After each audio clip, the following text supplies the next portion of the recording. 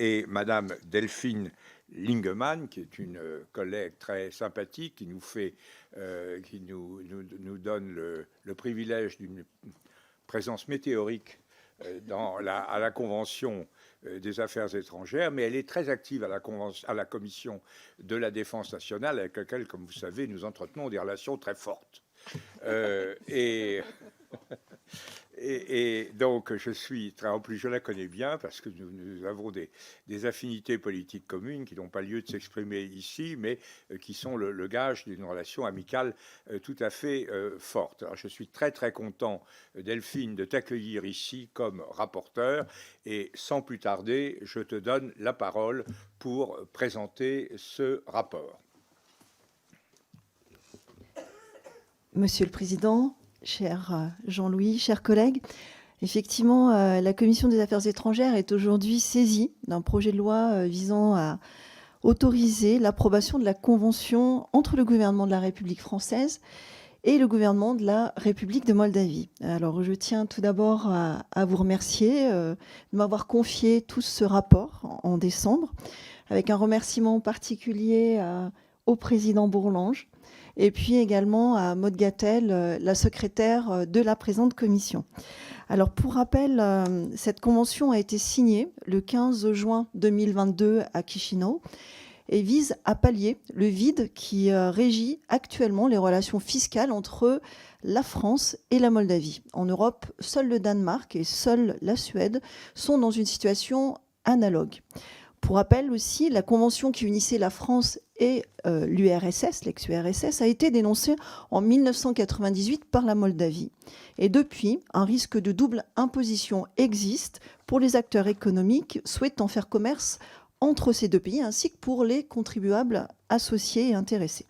Alors, de l'avis des négociateurs de la convention que j'ai auditionné, avec monsieur le rapporteur que je remercie également, monsieur l'administrateur que je remercie également, les discussions visant à sa rédaction ont été menées dans un esprit constructif et efficace, pour reprendre les termes employés. La Convention comprend un titre, un préambule et 30 articles et une annexe. Ces dispositions sont très largement conformes au modèle de convention fiscale de l'OCDE, tout comme la répartition des droits à imposer est conforme à notre pratique conventionnelle. L'article 21 de la présente convention règle les modalités de la double imposition pour les contribuables. Je rappelle que 65 Français sont inscrits sur les listes consulaires en Moldavie et environ 90 000 Moldaves résident actuellement en France. Alors classiquement, la France prévoit l'octroi d'un crédit d'impôt imputable sur l'impôt français, et ce dernier est égal soit à l'impôt étranger plafonné à l'impôt français, soit à l'impôt français. Cette méthode, qui est retenue depuis 1990, permet d'éviter les cas de double exonération tout en permettant l'application des dispositifs anti-abus du droit interne. La Moldavie, quant à elle, élimine la double imposition en retenant la méthode du crédit d'impôt égal à l'impôt français lorsque la Convention prévoit que le revenu peut être taxé en France. Alors, ce crédit impôt est imputable sur l'impôt moldave correspondant et il est plafonné à sa hauteur. S'agissant des revenus pour lesquels la Convention prévoit une taxation exclusive en France et en l'absence de stipulation spécifique, la Moldavie peut accorder une exemption totale d'impôt. Cette convention fiscale moderne intègre de façon opportune les derniers standards internationaux OCDE en matière de coopération fiscale et de garantie des droits des contribuables. Cette convention porte donc d'indéniables avancées en matière de simplification et de sécurité juridique, tant pour les particuliers que pour les entreprises. Elle doit avant tout permettre de renforcer les investissements français en Moldavie. Alors, je rappelle également que la France est actuellement le 4e investisseur dans le pays, avec 124 millions d'euros de stock d'investissement. C'est un montant qui est en hausse constante. Pour exemple, le montant des exportations françaises a augmenté de plus de 50% au premier semestre 2022 par rapport à celui de l'année précédente. De plus, je tiens à rappeler aussi que plusieurs projets d'envergure sont actuellement engagés en matière d'infrastructures destinés au désenclavement ferroviaire et routier du pays. mais aussi pour renforcer la sécurité énergétique. Et vous le savez que la Moldavie dépend encore, malheureusement, en grande partie encore de la Russie. Donc, nos entreprises françaises sont engagées sur ce pays, notamment avec le développement de projets ENR. Et prochainement, une délégation du MEDEF au printemps 2024 va se déplacer en Moldavie avec beaucoup d'entreprises qui viendront conclure des marchés dans ce sens. Alors, d'une manière plus politique, en tant que présidente du groupe d'amitié France-Moldavie, j'ajoute que ce vote s'inscrit dans la poursuite du rapprochement de ce pays avec les États membres de l'Union européenne. Située aux limites des sphères d'influence de l'Europe et de la Russie, la Moldavie s'est nettement rapprochée de l'Union européenne dans les années récentes, et encore plus depuis l'arrivée au pouvoir de la présidente Maya Sandu et depuis l'invasion de l'Ukraine. La Moldavie est en effet signataire d'un accord d'association avec l'Union européenne depuis le 1er septembre 2014 et a obtenu le statut officiel de candidat à l'adhésion le 23 juin 2022. Les efforts de la Moldavie pour moderniser ses standards de bonne gouvernance sont à cet égard et de l'avis de tous les observateurs à saluer. En outre, je souhaite souligner le lien particulier qui nous unit à ce pays. C'est un pays majoritairement de langue latine. Et aujourd'hui, près de 40% des écoliers du secondaire y apprennent le français. J'aimerais également parler de l'Alliance française de Moldavie que j'ai visitée. 3500 élèves sont inscrits et ça en fait l'une des plus importantes alliances françaises d'Europe. Alors, si la convention fiscale du 15 juin 2022 qui nous intéresse aujourd'hui doit renforcer les investissements économiques croisés entre nos deux pays, elle participe d'un dessein plus large visant à arrimer la République de Moldavie à la famille démocratique européenne et singulièrement à renforcer les liens tant économiques que culturels qui existent avec la France. Alors, pour toutes ces raisons, je vous invite, chers collègues, à voter en faveur de l'approbation du présent projet de loi. Je vous remercie.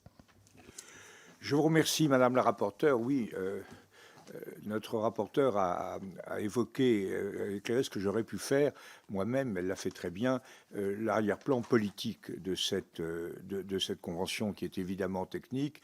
Si Delphine a pris ce rapport, c'est évidemment parce qu'elle a un rapport étroit avec la Moldavie en tant que présidente du groupe d'amitié. Je dois dire que cette Assemblée a noué des relations assez étroites avec Madame Sandu, la présidente moldave, et que nous avons reçue. J'ai assisté, j'ai participé à des rencontres à 2 reprises avec la présidente moldave, et je vous rappelle qu'elle a un programme politique très difficile à mettre en œuvre, mais qui illustre vraiment sa détermination. Un programme qui tient en 3 points: la défense de la souveraineté de son pays, qui est évidemment un peu menacée, c'est le moins qu'on puisse dire, l'affirmation des libertés démocratiques dans un pays qui en a été privé pendant longtemps, et ce qui est peut-être le plus ardu et le combat qu'elle mène avec le plus de détermination, la lutte contre la corruption dans son pays. Je crois que sur ces 3 points, la France soutient véritablement les ambitions de la présidente moldave, et je crois qu'on ne peut pas faire abstraction dans l'examen du rapport qui vous a été, du dossier du projet de loi qui vous a été présenté par la rapporteure. On ne peut pas faire effectivement abstraction de ce contexte politique. Delphine a évoqué également les liens de francophonie. Et, les Moldaves parlent le roumain. En fait, le roumain est une langue latine, comme vous savez, très proche. Moi, je dis cette anecdote puisque nous sommes un peu, pour laisser les collègues arriver. Je me rappelle avoir été invité en Roumanie au moment de la révolution démocratique en Roumanie, et j'étais à Timișoara à la télévision, j'avais un interprète, et les gens me posaient des questions en roumain qui étaient parfaitement parfaitement compréhensible pour un Français. Si bien que j'ai fait taire, j'ai dit à l'interprète, c'est pas la peine. Du coup, il ne voulait plus du tout me traduire après, et j'étais absolument incapable de parler roumain. Mais enfin, quand même, quand vous entendez des Moldaves ou des Roumains parler, vous êtes en étroite familiarité avec nous. Je crois qu'il faut le savoir. Voilà. Alors, après ces considérations générale, la parole est au groupe et d'abord à Renaissance, à Madame Klinkert. Brigitte, c'est à vous. Merci, Monsieur le Président, chers collègues. Au nom du groupe Renaissance, je voudrais saluer le travail qui a été mené par notre collègue Delphine Dingemann, qui vise à renforcer les relations entre la France et la Moldavie. Cette convention fiscale témoigne en effet de notre volonté commune d'approfondir la coopération entre nos deux pays et aussi de créer un cadre fiscal qui soit propice au développement des affaires pour les citoyens et pour les acteurs économiques. Elle s'inscrit clairement dans notre engagement au sein de la majorité pour la lutte contre l'évasion fiscale et la fraude fiscale. En effet, depuis la dénonciation du traité qui liait la France et l'Union soviétique en mars 1998 par les autorités moldaves, la France est l'un des rares États européens à ne pas disposer de convention fiscale avec la Moldavie, ce qui a malheureusement des conséquences préjudiciables pour le développement de nos échanges bilatéraux. En éliminant la double imposition, cette convention fiscale va favoriser un climat d'investissement stable et va encourager aussi des échanges économiques entre la France et la Moldavie. Vous l'avez évoqué, et le président également, depuis l'élection de Maia Sandu à la présidence de la République moldave en 2020, nous constatons une forte volonté de ce pays de se rapprocher avec l'Europe, notamment dans la lutte contre la corruption, pour répondre aux critères d'adhésion à l'Union européenne. Des négociations d'adhésion ont d'ailleurs été engagées et ouvertes en décembre de l'année dernière. J'ai moi-même pu m'en rendre compte à l'occasion d'un déplacement que j'ai effectué en mars dernier en Moldavie avec la secrétaire d'État Laurence Boone. J'ai constaté à quel point les Moldaves, la présidente, son Premier ministre, son gouvernement sont tournés vers l'Europe. Ils ont tous un profond désir d'Europe et un profond désir de France, puisque sur l'ensemble de la population, ce sont près de 30% des Moldaves qui apprennent à un moment ou à un autre de leur cursus scolaire le français. Alors cette convention fiscale est une avancée majeure dans le renforcement de nos relations bilatérales. Elle va établir aussi des normes claires en matière d'imposition qui sont alignées sur les standards de l'OCDE. Le groupe Renaissance approuve dès demain cette convention fiscale et votera en faveur de ce PJL qui va dans le sens d'un approfondissement des relations entre la France et la Moldavie. Merci, Madame Klinkert. Madame la rapporteure, voulez-vous dire quelque chose en réponse à notre collègue? Vous n'êtes pas obligé parce qu'il ne m'a pas paru qu'elle était terriblement offensive à l'égard de votre rapport. Absolument. Je voudrais juste saluer l'engagement européen de Brigitte Klinkert, voilà, et qui figure également dans le contenu de cette convention, dans l'objectif de cette convention. Voilà. Très bien, merci. Je pense qu'on est d'accord avec le Rassemblement national pour attendre Madame Hamelé et donc passer tout de suite la parole à la France insoumise, à Madame Soudé. Merci, Monsieur le Président. Chers collègues, l'intitulé de la Convention prévoit une lutte contre l'évasion fiscale, mais finalement, à ce jour, nous ne savons pas ce que souhaite faire ce texte en la matière. On est censé signer une convention édulcorée qui apporte plus de questions que de réponses. Et pourtant, près de la moitié des profits détournés vers des paradis fiscaux ont atterri dans des pays de l'Union européenne en 2019. Et là, on ne parle pas des miettes que vous économisez sur le dos des APL, par la suppression de postes dans la fonction publique ou par le retrait des aides sociales aux étrangers. On parle de 9 milliards de budget amputés à l'État français. Oui, l'Union européenne abrite de nombreux paradis fiscaux que l'on songe à l'Irlande, aux Pays-Bas ou au Luxembourg. Et notre gouvernement préfère fermer les yeux.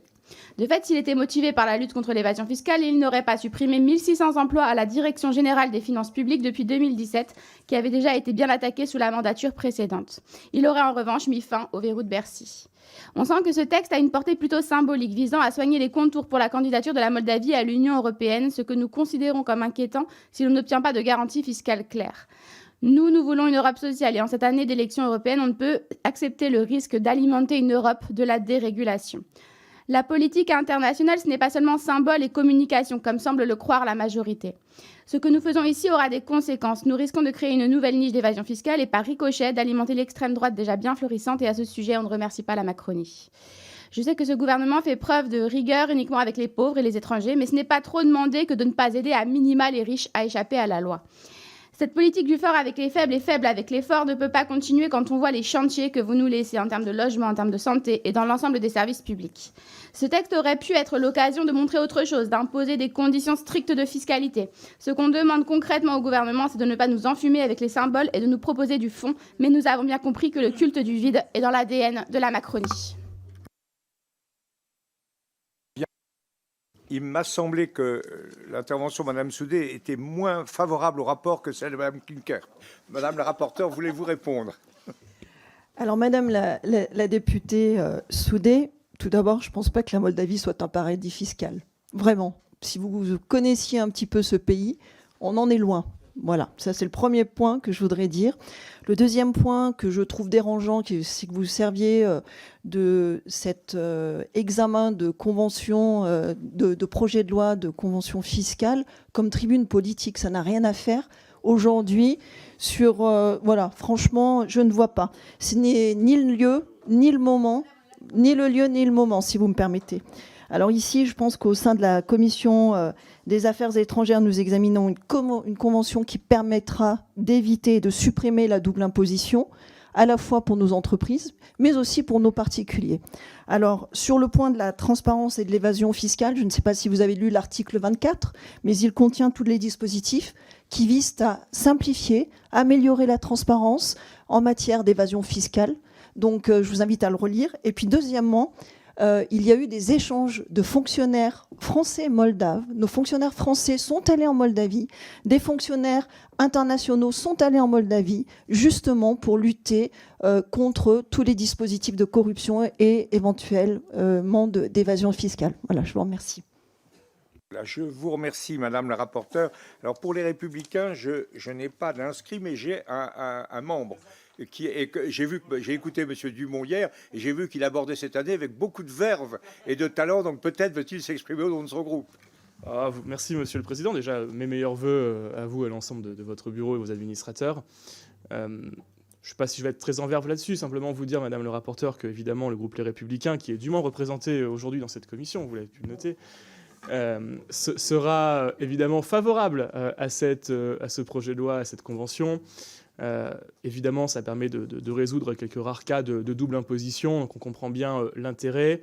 Ça rentre évidemment dans cette démarche d'intégration européenne. Alors on peut débattre de la marche vers l'Europe de la Moldavie, avec des questions qui sont des questions évidemment extrêmement importantes en termes de géostratégie, de géopolitique régionale, avec aussi une question qui est la question de l'intégrité territoriale de la Moldavie avec la région de la Transnistrie. Et donc à ce titre, j'aurais une question, même si je pense qu'elle ne concerne absolument personne au sein de cette convention, qui est de savoir s'il y a ce système, ce projet de loi pourrait potentiellement, hypothétiquement s'appliquer à des citoyens qui se trouveraient en Transnistrie. Je vous remercie. C'est une très bonne question et très difficile à répondre, j'imagine. Madame la rapporteure, pouvez-vous éclairer Monsieur Dumont? Alors, c'est vrai. Merci de la question très pertinente. Voilà. Je le souligne, vous voyez. Il a inspiré son rapport. En fait, c'est d'un coup, il est fort. Non, la Transnistrie est effectivement une zone grise et la Transnistrie collecte son impôt. Donc, ça ne convient. Enfin, les dispositifs insérés dans la convention fiscale ne s'appliqueront pas, malheureusement, à la Transnistrie. Je voudrais juste préciser que en Moldavie, il y a vraiment un effort qui est entrepris par le gouvernement, justement pour sortir de cette zone grise, et avec notamment un ministre qui a en charge ce portefeuille pour traiter de la question transnistrienne. Voilà.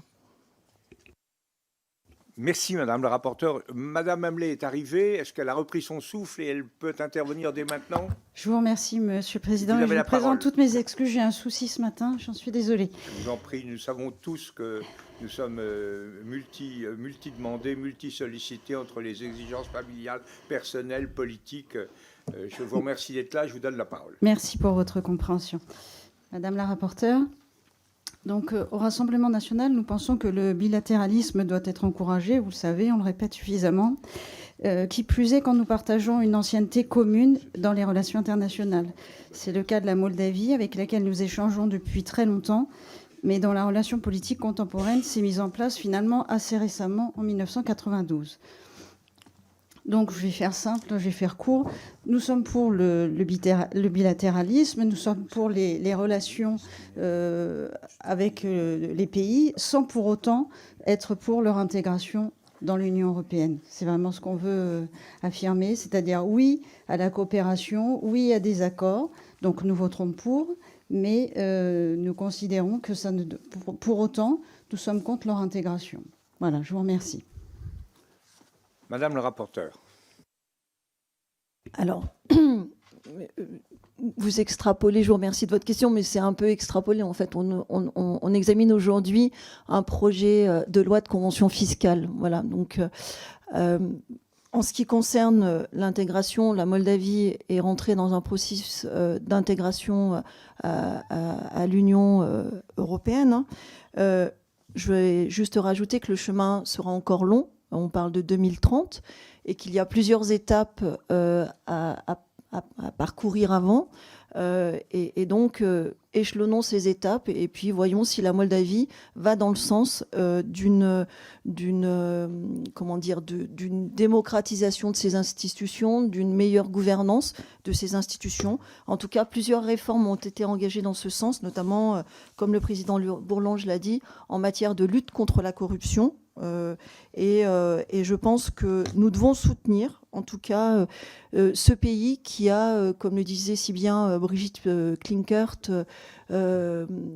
soif d'Europe, ou je ne sais plus comment tu as employé, envie de France, voilà, envie de France, envie d'Europe.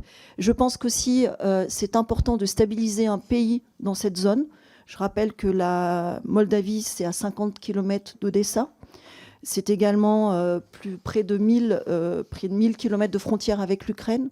C'est la Transnistrie, comme cela a déjà été mentionné. Et je pense que beaucoup de trafics se passent sur cette zone-là.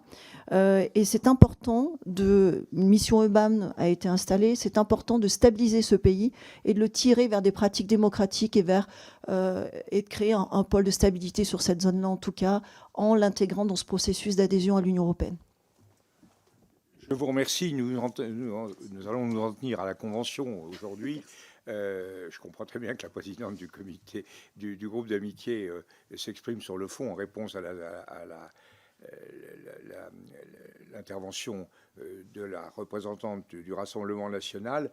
Je dois vous dire que nous sommes beaucoup à vouloir analyser les résultats du Conseil européen de décembre et qui pose autant de problèmes qu'il n'en résout, sinon davantage. Et je pense que nous aurons l'occasion de nous poser le problème de l'intégration de la Moldavie, de l'ouverture des négociations avec la Moldavie, du statut de candidat donné à la Géorgie et des problèmes généraux de rapport avec les demandes d'adhésion qui traînent depuis maintenant de nombreuses années des pays balkaniques. Donc tout ça doit former certainement un ensemble sur lequel nous devrons réfléchir ensemble. Et je pense qu'à cette occasion, la rapporteure pourrait effectivement, sur la Moldavie, à nouveau nous faire l'amitié d'une visite dans notre commission et nous examinerons la chose au fond. Mais pour l'instant, si j'ai bien compris, vous soutenez la Convention, ce qui est l'essentiel pour le rapporteur et pour la bonne marche de notre système. Maintenant, c'est pour le groupe démocrate, c'est aussi un visiteur de passage que je salue avec amitié, Laurent Esquini-Coxès. C'est à vous de prendre la parole et d'exprimer la vue du MoDem. Merci, Monsieur le Président. Madame la rapporteure, chère Delphine, je tenais d'abord à vous remercier pour votre rapport qui nous livre une analyse éclairée des partenariats qu'entretient la France avec la Moldavie sur les questions d'imposition et de prévention de l'évasion et de la fraude fiscale. Cette convention a été signée 15 jours à peine après la tenue de la deuxième réunion de la communauté politique européenne à Chișinău, une preuve de la nécessité de ces espaces de dialogue extra-communautaires pour avancer concrètement sur les enjeux qui lient les pays du vieux continent. En cela, la politique est faite d'actes et de symboles, et ce texte est un bon mélange de ces deux éléments. Ce pays est en effet historiquement partagé entre une volonté de rapprochement avec l'Occident et l'Union européenne d'un côté, et un attachement à une histoire plutôt tournée vers l'Est de l'autre. Ce texte vient donc combler un vide juridique qui était dommageable à nos finances publiques, à nos entreprises et surtout aux expatriés français et moldaves domiciliés dans nos pays respectifs. En négociation depuis 2006, après moult péripéties et une reprise franche du dialogue en 2019, ce texte est enfin là. Nous ne pouvons que nous en féliciter. Avec les conséquences très concrètes qu'elle aura pour les personnes concernées, cette convention fiscale va permettre d'éviter les doubles impositions, de renforcer les échanges économiques et investissements entre la France et la Moldavie, mais aussi d'approfondir la lutte contre la fraude fiscale. Nous nous en félicitons. Il convient d'ailleurs à ce titre de souligner les efforts réalisés ces dernières années en matière de transparence fiscale par la partie moldave au moyen de différentes réformes administratives permettant de réunir les conditions favorables pour la formalisation de ce texte. Cette convention va donc nous permettre de développer et d'assurer la sécurité juridique des opérateurs économiques et des personnes physiques. Vous l'aurez compris, Madame la rapporteure, le groupe démocrate votera en faveur de ce projet de loi autorisant l'approbation et la ratification de cette convention. Je vous remercie. Bien. Madame la rapporteure, cette déclaration de soutien ne vous a pas étonné, mais peut-être voulez-vous y répondre. Je remercie le groupe démocrate et en particulier, je remercie Laurent Esquenet-Goxès pour son implication au sein du groupe d'amitié France-Moldavie. Voilà, le groupe d'amitié est très présent dans cette réunion.